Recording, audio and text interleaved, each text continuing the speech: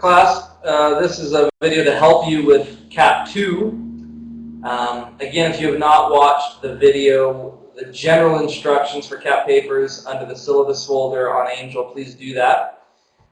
This week's been about deontology, and I'm asking you now to apply deontological logic or deontological argument to the issue of abortion.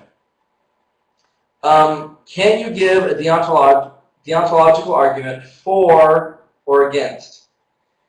In order to do this, you've got to use the categorical imperative. That's vital because that's how Kant decides what is right and what is wrong.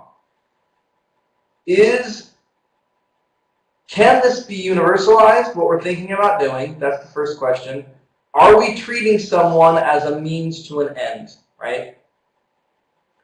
So in this instance, the big question is, what is the thing we're thinking about doing? How do we phrase it as we apply the categorical imperative, right?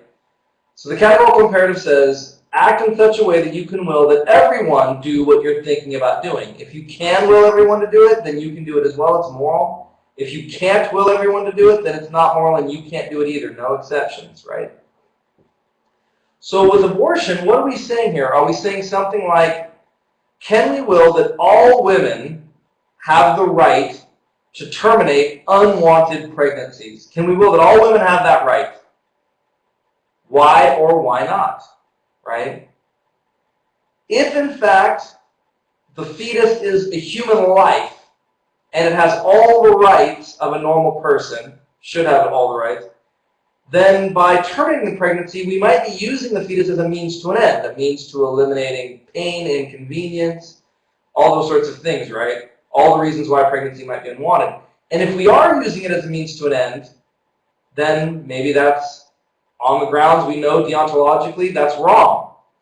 If the fetus is not a full person, then it gets more complicated.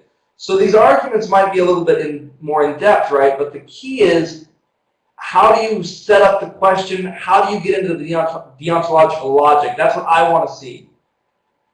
Can we will that all women have say over their own bodies? That's one way of phrasing it. Can we will that all women put in a situation of health? Like if the fetus poses a health risk to the mother, can we will that all women in that situation have an abortion, right? How do we want to phrase this? How specific, how general do we want to make it? How do we enter into the deontological logic? That's what I'm going to want to see. How will you set up the categorical imperative? How will you apply it to the issue? How will you grapple with some of these things regarding the fetus's rights versus the women's rights? And so I'm going to want, again, maybe some outside research, structuring the paper in such a way where I don't care what view you hold. Same thing with the death penalty with the utilitarian view. I don't care what side you come out on. I want to know that you can make effective moral arguments using utilitarianism, using deontology.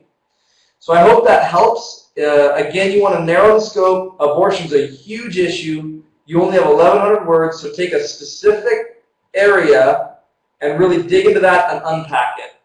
And I hope that helps. If you have any questions at all, please let me know, and I will see you online.